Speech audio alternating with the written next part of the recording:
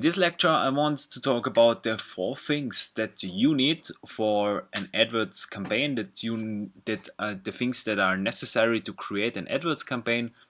I know that's really basic things, but yeah, I want to list that up so that you know what you need before you start your first campaign. First, you need an Google Adwords account. You also need a credit card and or a bank account. A daily media budget about $10 to $20 per day. I recommend this amount of money because with $10 to $20 a day you can test a little bit and you can start to get your first results, and I think that's enough for the first tests. 10 to $20 per day.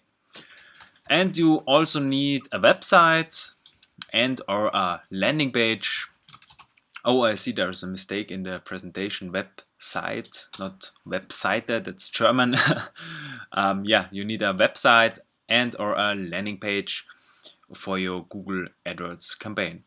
Before you start into creating your first campaign, check this up that you have all these things set up for you, and then yeah, we can start with your first campaign.